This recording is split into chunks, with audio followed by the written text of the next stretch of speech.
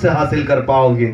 ہم نے تاریخ پڑھ کر دیکھا ہے تمہاری ترقیاں یہ بڑی سیاست، بڑی قیادت، بڑی حکومت، بڑی دولت سے ہے ہی نہیں، بلکہ تم اگر پیروں میں چپل بھی نہیں ہے، کپڑوں پر پیبند بھی لگے ہوں اور تمہیں کھانے کے لیے کھجور بھی میسر نہ ہو، اگر مصطفیٰ کی غلامی ہے تو تم وقت کی سپر پاور کو بھی گھٹنے ٹیکنے پر مجبور کر سکتے ہو. نعرہ تکبیر، اسلام عالمگیر، زندہ باد زندہ باد، اسلام عالمگیر، نعرہ تکبیر، نعرہ رسالت.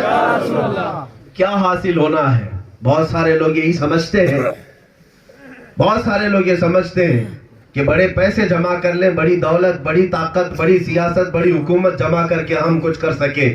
یہ ساری چیزیں آتی ہیں میرے مصطفیٰ کے قدموں سے. میں آپ کو ایک چیز بتا دوں، سیدنا عمر ابن خطاب رضی اللہ تعالیٰ عنہ، کون نہیں جانتا، پوری دنیا جانتی. آج بھی اگر عدل و انصاف کی مثال دینا ہو تو دنیا حضرت عمر فاروق کی مثال دیتی ہے. آپ کو پتا ہے قیصر و کسریٰ نام تو سنے ہوں گے نا، اس زمانے کے سپر پاور طاقتوں کا نام ہے. جیسے آج امریکہ اور رشیا کو لوگ سمجھتے ہیں،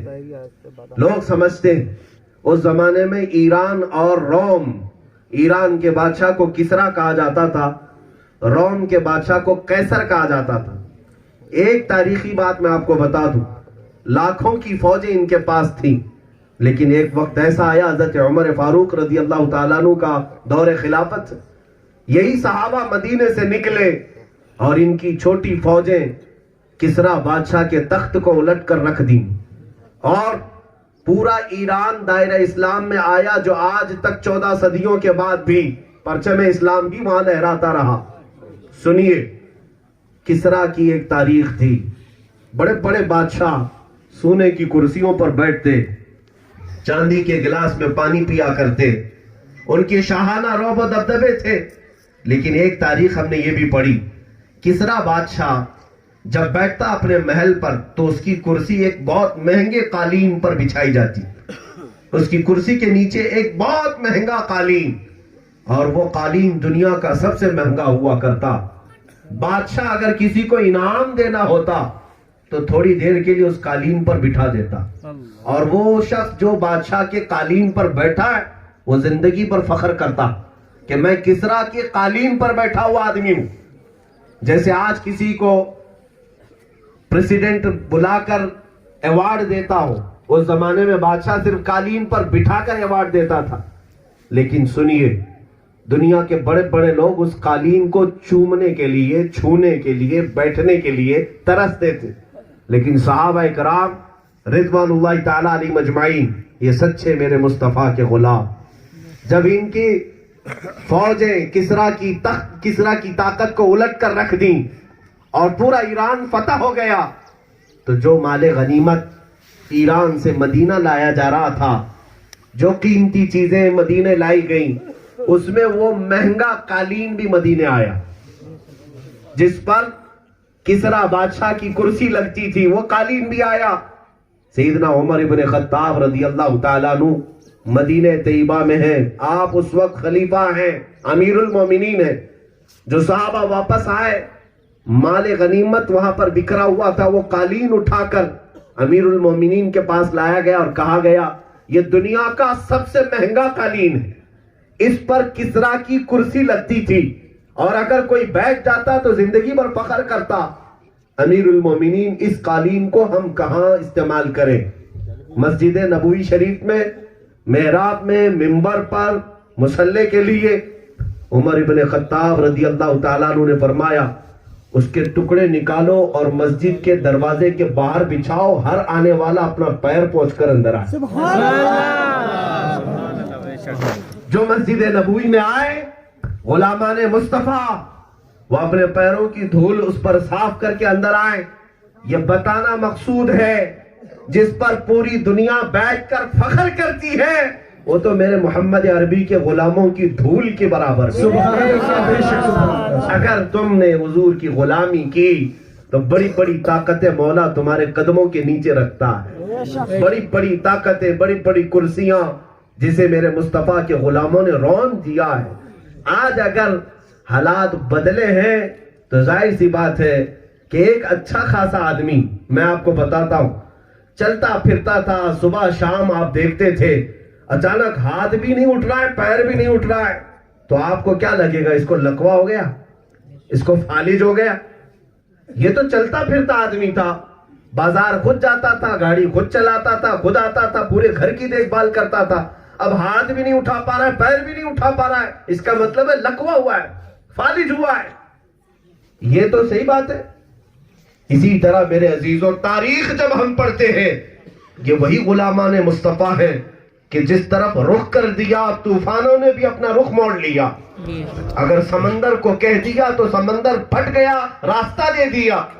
تمہاری تاریخ تو یہی ہے نا، ٹل نہ سکتے تھے اگر جنگ میں اڑ جاتے تھے، پاؤں شیروں کے بھی میدان سے اکھڑ جاتے تھے، حق سے سرکش ہوا کوئی تو بگڑ جاتے تھے، ارے تیغ کیا چیز ہے، ہم توپ سے بھی لڑ جاتے تھے۔ یہ رسول پاک کے غلاموں کی تاریخ ہے کہ یہ جس میدان میں اڑ جاتے تھے، بڑے بڑوں کے پیر اکھڑ جاتے تھے۔ لیکن آج ہو کیا گیا ہے؟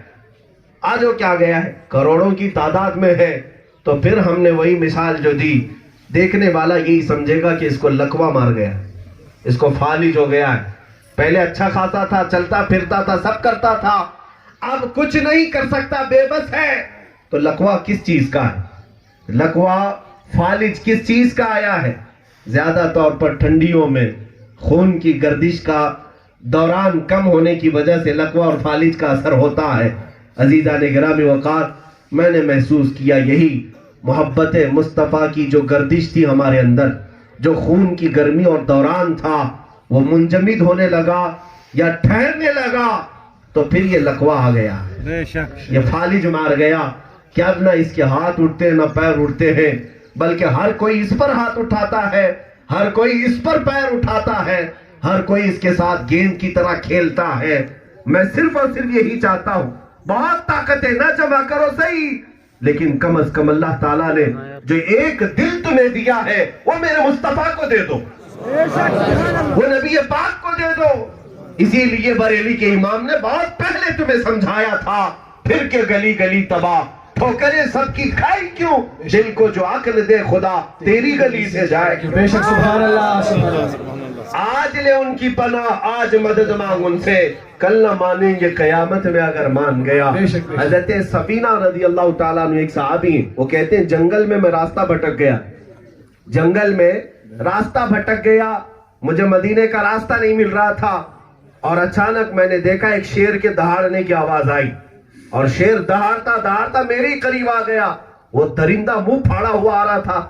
شیر کو دیکھنے کے بعد کس کی حالت غیر نہیں ہوگی، جو بالکل تنہا ہو جنگ میں، اور ایک درندہ سامنے آ گیا منہ پھاڑتے ہوئے۔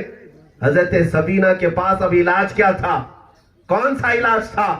آپ اس میدان میں جمے رہے اور پکار کر کے کہا، یا ابا الحارث انا مولا رسول اللہ صلی اللہ علیہ وسلم، اے پھاڑ کھانے والے درندے، تو جانتا ہے میں رسول اللہ کا غلام۔ سبحان اللہ، سبحان اللہ۔ اور تاریخ میں ہے، روایت بتاتی ہے، وہ شیر جو منہ پھاڑے ہوا آ رہا تھا، وہ حضرت سفینہ کے قدموں کے پاس آیا اور ان کے تلوے چھاٹنے لگا، وفادار کتے کی طرح دم ہلاتا ہوا، ان کو خود جنگل سے باہر ان کے شہر تک کا راستہ بھی دکھا گیا۔ یہ تھی تاریخ میرے عزیزوں، میرے مصطفیٰ کریم کے سچے غلاموں کی، نبی پاک صلی اللہ تعالیٰ علیہ وسلم کی محبت۔ اور میں نے ایک چیز یہ بھی پڑھی، دنیا تو دنیا ہے، دنیا تو دنیا۔ سیدنا عمر فاروق رضی اللہ تعالیٰ عنہ کا یقین تو دیکھیں، جب آپ کے سینے میں حضور کی محبت کمال کی آ جائے، آپ بے خوف ہو جائیں گے، ہر طاقت سے بے خوف، ہر طاقت سے بے خوف۔ میں یہ نہیں کہتا کہ میں بڑے مقام پر پہنچ گیا، لیکن مجھے میرے رسول پاک کی ذات پر یقین ہے کہ اگر ان کی سیرت بیان کرتا ہوں، ان کی تعریف کرتا ہوں، تو کچھ تو میرے آقا لاج رکھیں گے، اتنا یقین ہے۔ بلکہ پچھلے ایک مہینے سے لوگ ہم سے یہی کہہ رہے ہیں، آپ کشمیر جا رہے ہیں، آپ جموں جا رہے ہیں، کشمیر جا رہے ہیں، وہاں حالات ایسے، اور آپ کے متعلق کیسے وہاں کیا ہو گیا؟ عزیزان گرامی وقار، ڈر اور خوف کی کس منزل میں تم جی رہے ہو؟ ہم نبی پاک صلی اللہ تعالیٰ علیہ وسلم کے غلام ہیں۔ اگر اللہ کے نبی پاک صلی اللہ تعالیٰ علیہ وسلم کی محبت کی بات آئی کشمیر کیا ہے، جموں کیا ہے، ہم آگ کے دریا میں بھی پیرنا جانتے ہیں. سبحان اللہ. تیرنا نہیں، پیرنا. تیرنا الگ ہوتا ہے، پیرنا الگ ہوتا ہے. ہاں، تیرنا کہتے ہیں ہاتھ پیر سے، اور پیرنا کہتے ہیں سر ڈبا کر جانا. سبحان اللہ. رسول پاک صلی اللہ تعالیٰ علیہ وسلم کی محبت کی بات ہے. میں جو بات عرض کر رہا تھا، حضرت عمر ابن خطاب رضی اللہ تعالیٰ عنہ کا یقین دیکھیں. وہ یقین آپ کے اندر آ سکتا ہے اگر حضور سے آپ بے پناہ محبت کرتے، اٹھتے بیٹھتے حضور کو یاد کرتے، اور اپنے اخلاق میں حضور کو